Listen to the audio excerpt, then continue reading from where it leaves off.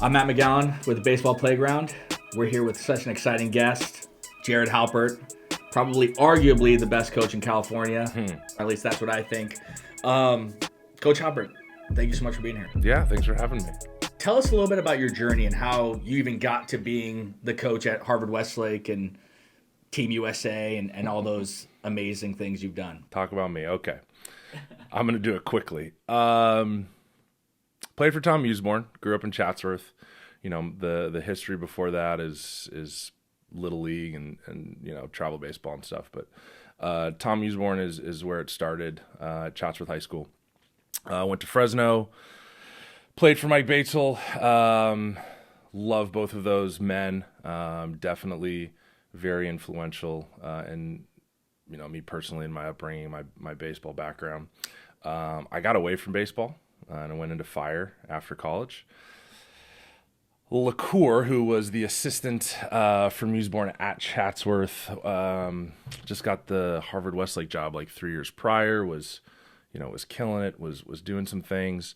Fire just wasn't quite working out for me and where I was location-wise. There was an opportunity to kind of jump back in. Gunts, who was one of my longest best friends, was coaching with Usborne, and you know, conversations in between seasons was always fun to talk baseball. And he just, you know, he kept kind of nudging me like, hey man, you're gonna get back into it.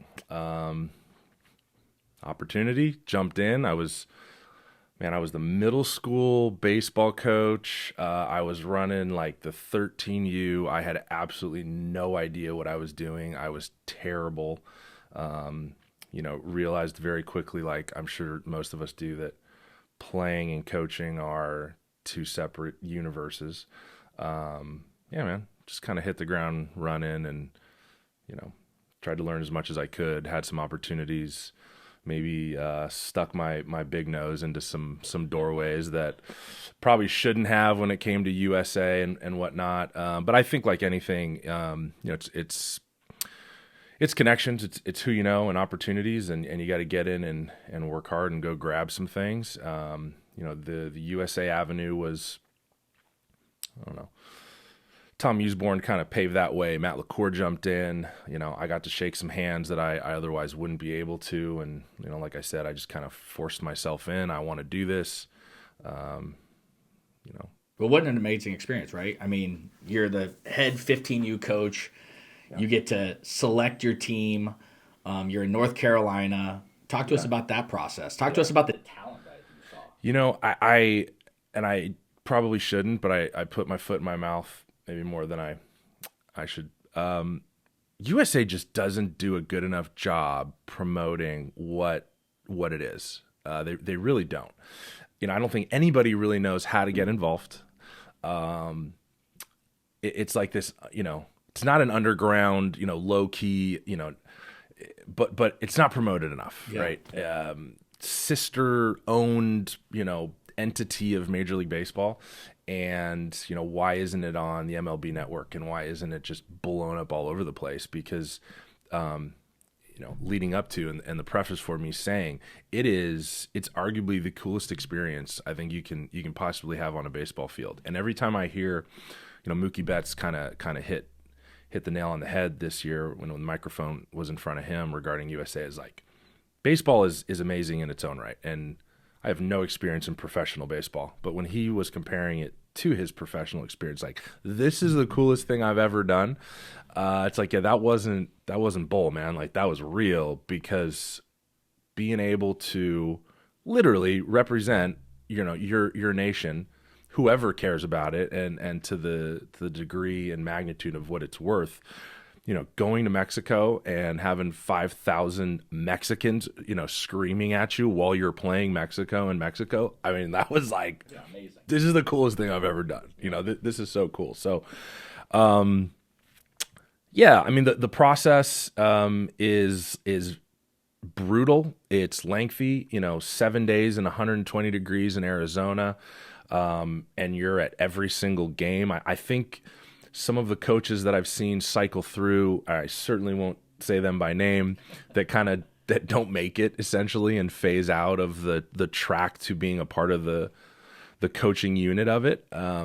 it's because it's a grind, man. Like it's not some glorious, we're going to throw you, $1,000 of gear and, and wave you down with giant leaves and feed you fruit because you're so special. It's like, this is like what baseball is, man. Like this is a grind, man. Yeah. And different to any other entity that's doing extracurricular baseball, and no disrespect, it's just different, because the other organizations are focusing on the individual player, right, and the promotion of, where USA is like, this is about winning, man. This is a team thing, and this is what baseball is about. So yeah, really cool. Very fortunate to have anything to do with USA Baseball, and I hope I can keep that going myself. So well, I hope they keep you going. Yep. I think me too, bro. Me too. But you're so right. We talked to Paul Skeens. We've talked to Jacob Wilson, Jack Wilson, all these guys, Rock Reggio, who have played with Team USA, and they're like, that's the best experience I've ever had. Yeah. Jacob Wilson told us that he played first base, and he was like, I've never played first base before, but for my country, I'm going to do it, and we're figure it out. Yeah. So you're a part of Team USA, and for a lot of people that don't know, I'm a big believer in it, and you've seen me out there every year, going out to Arizona for the Junior Olympics. Mm-hmm. Talk to us about how influential that is for those players, just to see the difference, because I feel like so many people I have kids, I coach kids in Burbank. Mm-hmm. I have kids that are in the Burbank bubble, right? But when they get out there and they're like, oh, wow, this is real. Like, this is real baseball. This is Justin Lee throwing 94 at 16. Right. Like, talk to us about that. Yeah, well, I mean, the root of it is what you alluded to, exposure and even the process of playing in front of, coaches and scouts that are evaluating you. I think that's maybe the most beneficial part for all the athletes.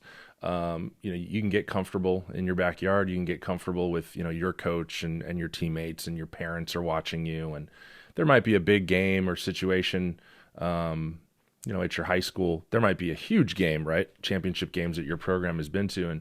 And not to take away from mine either, and any of those experiences, traveling, in an environment and on professional fields, right? You're walking by, the Mariners have the Griffey and the Edgar Martinez thing, and like it's a little humbling. Like, wow, okay, this is different. And then seeing these old scary bearded USA guys walking around, and everyone thinks they're special. It's the process. It just is. It's playing in front of bigger scenes, bigger scales. It's a different type of pressure. I encourage, all young men that aspire, forget professional baseball, just to play the best baseball that you're at any given time. You need to be uncomfortable. That's what the field is, right? It's the stage, it's the arena. People are going to watch you execute something against another team. And every notch on the belt of experience can help you. And I think that USA baseball experience is a special one for sure.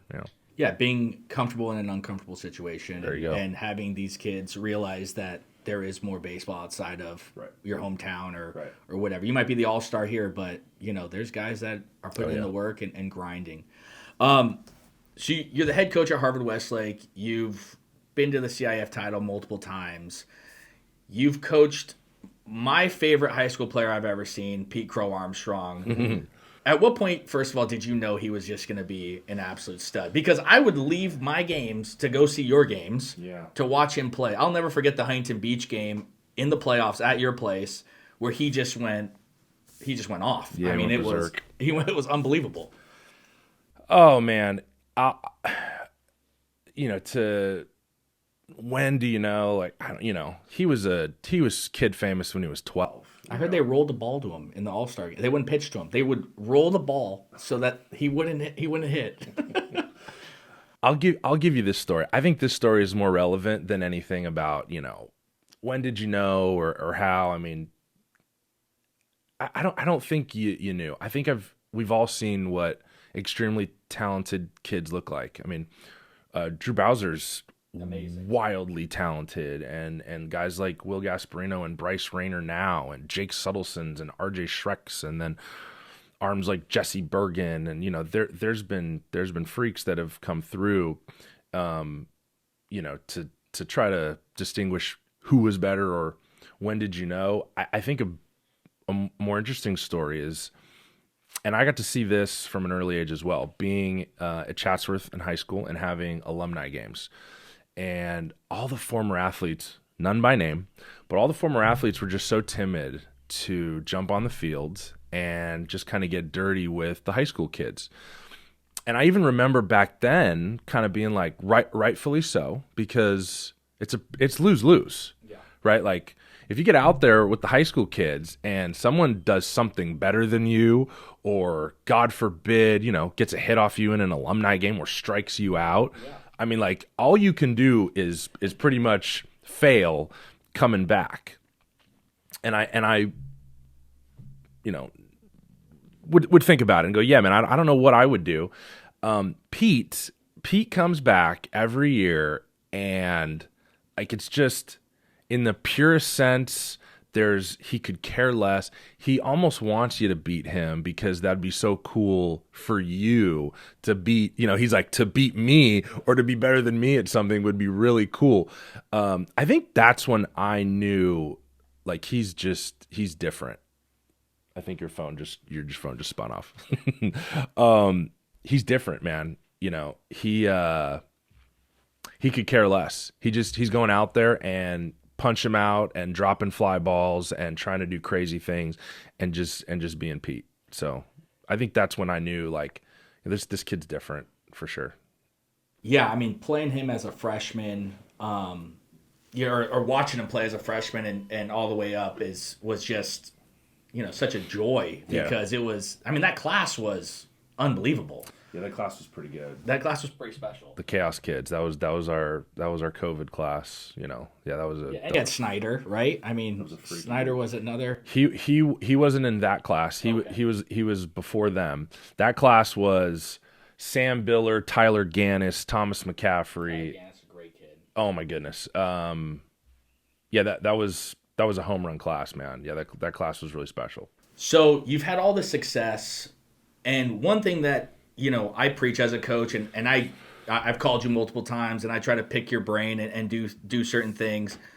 What makes your players so prepared for that next level? Because everyone that gets to the next level seems to be, I mean, the guy at their team, right? Yeah. Like Drew Bowser, Habolki. I mean, all these guys are Shrek. I mean, all these guys come in, and they are guys that are immediately ready to compete. Yeah. I don't know if to try to reflect and say it's anything they got at Harvard Westlake. They're everything that we are as well, right? I mean, if you've been touched by baseball and now you're a coach, right, and it's still your life, you love it and you're all in, and these are just kids that are better than we were, right? Because that's why we're not in the position they're in. They just love it, man. That's all. Yeah, I certainly wouldn't say it's anything special that we're doing. I think it's the kids. They're special. The families that they come from, their home lives that have supported and pushed them to go be the best version of themselves. I really wouldn't say I don't think it's anything that we're specifically doing. I think it's the kids themselves and their temperament, their character, their talent, and just maybe the professional approach that they've taken to the game. If anything, maybe just putting them all in the same place, so they can kind of hand that down of, hey, this is how you do it. Yeah, the expectations. Right. Like, this is if you want to get to this level, this is what it looks like. This is how you go about it. Is there more than one way? There's more than one way to do a lot of things, but there's also kind of the guideline and outline of what professionalism looks like, and maybe from that component that they've been able to share with each other. This is how I've done it, and it's worked out for me this way. When I think of Harvard Westlake, when I think of you, I think of Skip Bertman. I don't know if you know that name at all, but he was the LSU coach for many years. Oh, yeah. Had 5 titles, had one with Miami as well. But when he talks about in his book, he talks about the system, right? Like, and how like this is the system, and the numbers and the jerseys are the only things that change, right? And I feel like that's really what you've created, which is an amazing thing in our area. I mean, it's one of the best programs, up and down in the United States. So when you're creating this system and you see things as a coach, I want to know, how do you identify an issue and say, hey, no, this is not where we want to go. This is how we want to go. All right. Well, first, we've won one. Okay, since I've been there at least. So you've been there a lot, though. We've been there a couple times. We've won one, and I really appreciate you saying that. But my system and what I've done is just from things that I've learned, and the guys that taught me, and Matt LaCour and Tom Usborne. That's what. For me, that's what this system is. If we were going to define it that way, that's where this comes from. That I didn't create anything. I paid attention and I listened and I learned as much as I could, and I took as much from those two specifically as I was able to, and I would throw Joe Guntz in there as well, as somebody that I learned from. Who's Joe Guntz is one of the best pitching coaches, if not the best pitching coach in the area. Matt, I've been around a lot of pitching guys. I've done, I've been around. I've never met a better one. I really haven't. Forget that he's my friend. Joe is there's not many better than Joe Guntz. Whether it's development, whether it's design and growth.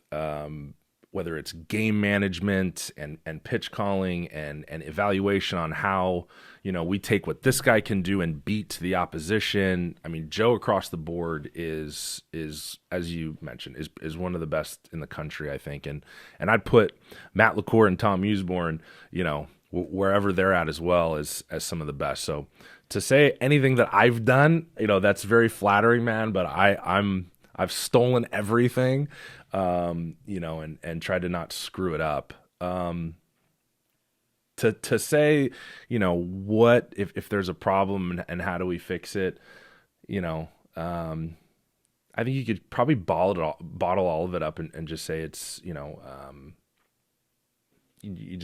try to do the right thing. Right? Yeah, communication, right? Yeah, I think it's just that simple. Yeah, we're gonna talk, we're gonna be open, we're gonna be vulnerable. I'm not perfect. You're not perfect. Let's just try to figure this out and try to put the best version of whatever it is that we're looking to do out there. I think, as simple as that is to say, that's difficult. That is very difficult to do. But if you can get there, You talked about Tom Usborne, right? Yeah. I mean, he's a guy that, is a legend in our area. I mean, I think he's the only one that has had a public school win a national championship multiple times. Were you a part of one of those teams, or were you just right after that? Man, we were on the verge of being a part of that team. I think we were, there was a stretch of like 28 wins in a row, and we had, coming off our junior year, we won it in 01. We fall short in 02. But yeah, it was kind of the, wasn't the beginning of Coach's success there by any stretch, but maybe it was the door opening to, the conquering that Coach did for, the better part of a decade there. As a player, and you being a guy who obviously went to Fresno State and could play the game at a very high level from what I understand.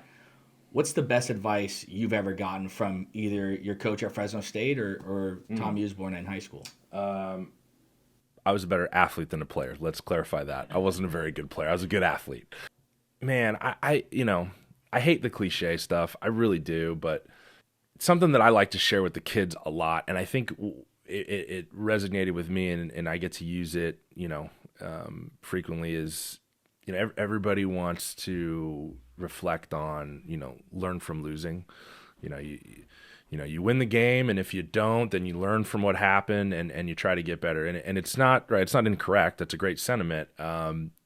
Coach was like, "Hey man, we're gonna win. We're not gonna lose.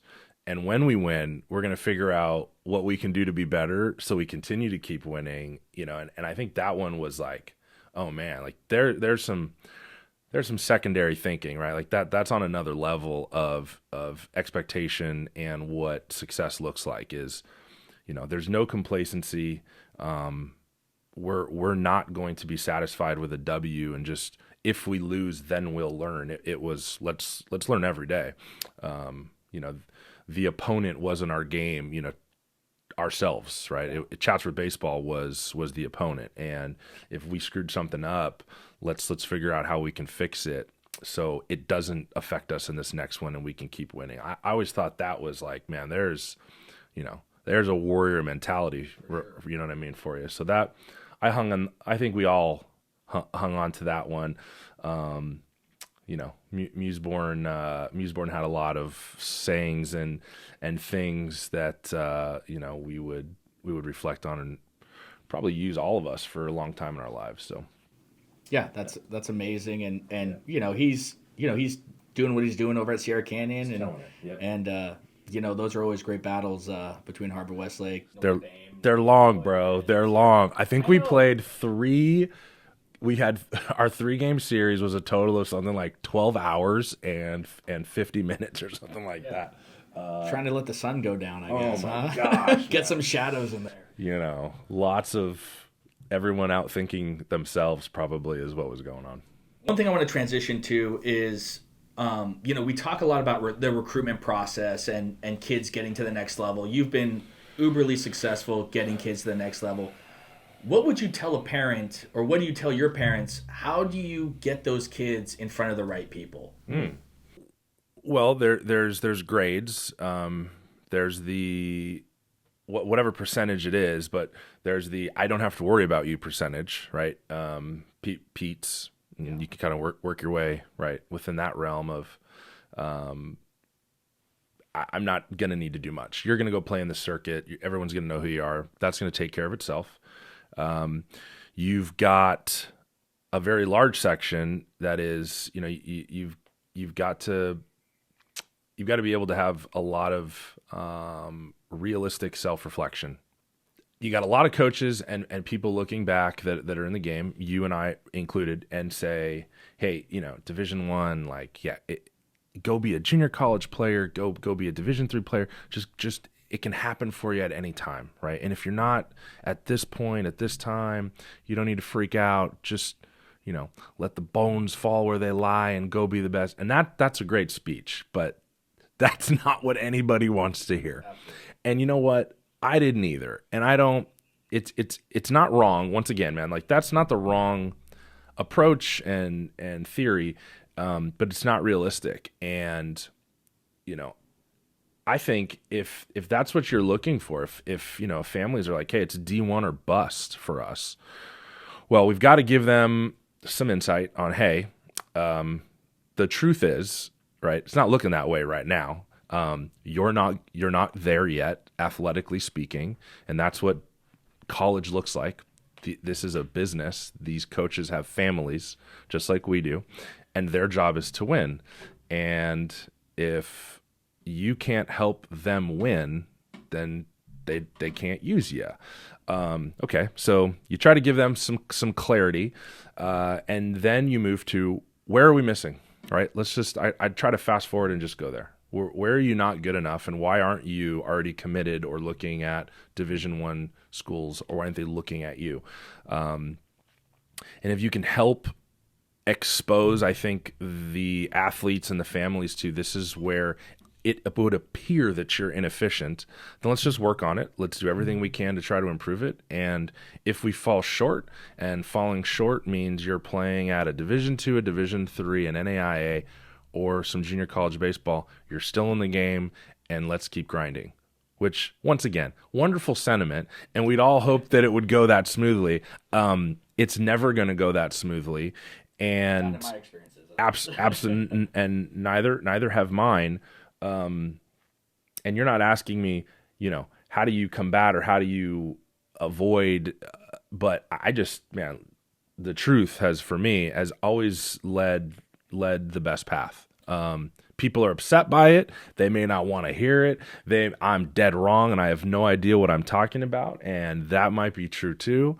But here's the truth, and you move on. And I think the other, which I mentioned it maybe kind of secondhandedly, but we are not, we don't coach at the university of, right? We coach at the high schools that we're at.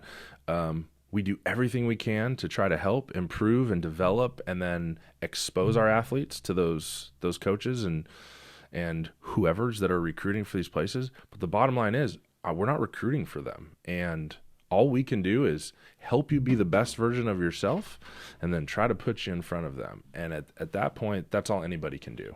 You're absolutely right. And I think, hard realities are tough for some players to hear. But I think, though, that, sometimes it's the parents that are trying to live this dream. And I have a different socioeconomic group, right? So it's like, hey, man, you're great. You're a D1 guy, but they're not going to give you any money, and you can't afford to go there. So why don't you go D2 and play, or why don't you go NAI and get 90% and be an All-American? Because you still have that opportunity. And I think so many parents are so wanting to be that, it's an ego thing, right? Like, D1 or bust. And of course it is. And I tell the kids, you want to go to USC, I can get you on the team. Yeah. But you're not going to play. Right. And that's not going to be what's best for you later on in life. Right. So what are your thoughts about showcases and camps? I'm a big believer in camps because they get a little bit more one-on-one talking to and things like that, where showcases, you're kind of at a cattle call or that's what they used to call them. But what are your thoughts on that? We've had some success with both. The camps, I think right now with this new rule, and I'm sure we're all trying to navigate. Yeah, man, like, what's this going to look like? The camps are going to be huge moving forward, which, we have a private business. I know you have a private business, at least you're starting one, or have started one. The navigation of that is going to look a little different, I think. Showcases and the cattle calling, which it's fair to say that, we have had success in identification, which is the first part of it. And, maybe I left that out in how we handle the recruiting process for the wide range of athletes. Reaching out to schools is a big one. And, I'm a high academic, whether I have the financial means or not, to go to, right, once again, you can name it. But I want to go to your school. These are my grades. This is my test score. I'm very interested in academics and athletics. You're going to be at this showcase. I'm going to be there as well. I'd love a chance to shake your hand. I wouldn't say that showcases aren't serving a very vital role in the recruiting process. I think where the disillusion is we're going to 7 showcases, and it's like, okay, you need to go to 1. They need to see you. And if you have a bad day, right, we're still, as like, we still know what it looks like. Right? We know what a good swing looks like. We know how you handle yourself if you're not having a good day and what that looks like. And can we have that character, right, a part of our program? Can we help that individual? Your arm action, your pitch shape, even if it's not sharp, right? There's ways for coaches, and especially collegiate coaches, to sift through a bad showcase and say, hey, we want to see more of this kid. But the showcase atmosphere, is kind of like, hey, one and done is good. And then they need to see you play baseball games. And I think that's where I share with my families and anyone that is inquiring, you need to be seen, right? And then from then on, it's go play in front of them and share with them, this is where I'm playing, and do they have an interest, Well, I think you do a great job with legacy. You guys are on Twitter with every guy, right? Like every guy that thumbs bleed, bro. Yeah, absolutely. And that's sure. we really preach that with the baseball playground. Like Twitter gives you access that we did not have. Right. Yeah, like, for sure. Oh my goodness. I mean, it's a different game now, and if people can really understand the Twitter and the sphere that can create, right. You can get in front of any coach you want, right. Or at least give them the opportunity to see you play, right. So in a showcase, it's a screen showcase essentially is what it is. Are guys signing off of Twitter? Probably not. There might be some one-offs where an injury and he just jumped out and 92 to 94 with a slider, and it's like, we could throw that kid some money and not see him too much. Those aren't happening. But to your point, yeah, man, I can't tell you how many times the plug on Twitter has been, hey, what do you got on this guy? We just saw your post, I agree, man. The platform of social media and video content, which is soul crushing at times. We're about to go to Georgia and have 3 teams at one time playing. Joe and I and Matt are going to be, like I said, man, thumbs bleed. We're gonna need to tape our wrists for how much button mashing we're going to be doing, but it's worth it, man. It's worth it, and we have had a lot of success and helping place kids, if you will, which I don't, I'm going to change that. We're not placing anybody. Introduce athletes to colleges and let that process naturally take its place, because there is a darker side of this that I think people are taking advantage of, which is the idea that you're placing kids. Yeah, there's guys that hey, give me couple $1,000 and I'll get you on a team because I know a guy, and that's just the wrong way to go about it. Right, because the idea of because I know a guy, and I always go back to those guys that have families, and their success is dependent, or their family's livelihood is dependent on their success. So to think that I know a guy is going to get me on a roster, like, man, that's some. Well, not only that, too. College coaches leave all the time. Right. So, like, great. Oh, cool. He got you on there. And then, the next guy came who has no affiliation with anyone that you know. And now it's a tough gig. Yeah, for sure. Speaking about legacy, if I can, you guys are going to North Carolina this year. Yeah. With your top team. Talk to us about that. Because that's like the best teams in the country. Yeah. It's 16 teams, I believe. Right. In North Carolina for Team USA, in front of every scout and everybody that's going to be there. Yeah. Talk to us about that, because that's for those elite players that are in Arkansas, in Texas. Right. That's where you need to be on a team like this to get in front of the right people. Yeah, it helps, and I appreciate you plugging it that way. To say like you need to be, If you're a top elite guy, if you're one of the elite members, the Max Clarks, type of guys, you want to be something like this. Yeah, Matt, I would just say that to that point more than anything, if you're a baseball player, let's not even say a competitor. If you're a baseball player, you want to seek out the best all the time. And the summer platform has created an opportunity for some of the best athletes from coast to coast to meet at the same location and kind of mano-a-mano this thing, which different than what USA Baseball is looking for, right? Because they're looking for what can you do to help this team win. But when you're promoting essentially yourself, which that is also a real, right? Baseball offers business, right? That's what this industry is. It is a business.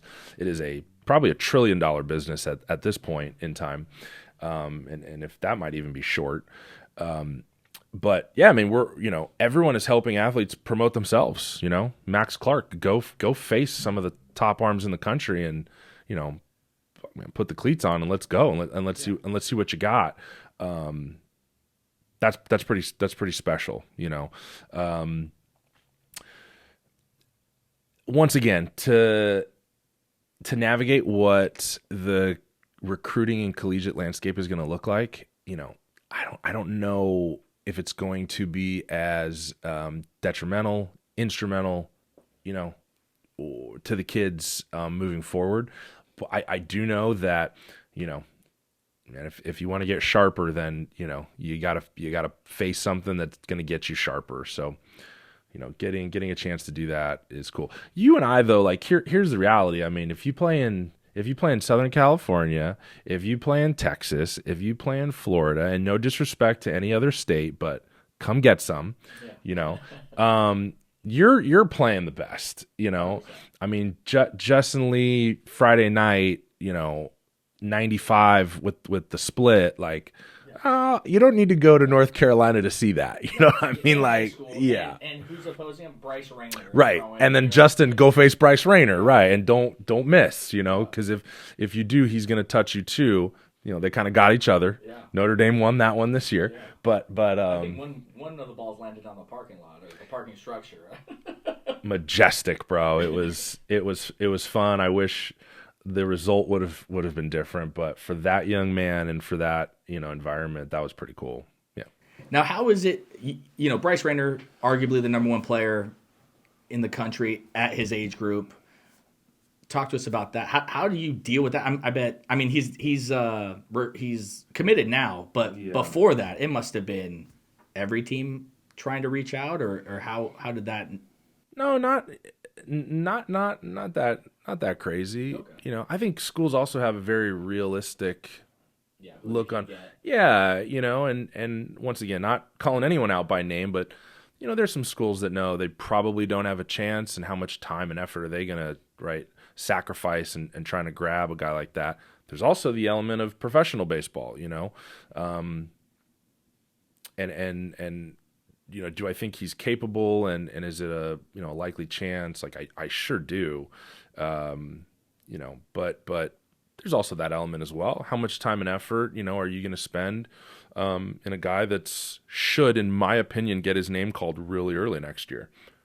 That's also something to to digress when you're talking about it. What advice would you give a parent who has no idea where to even start?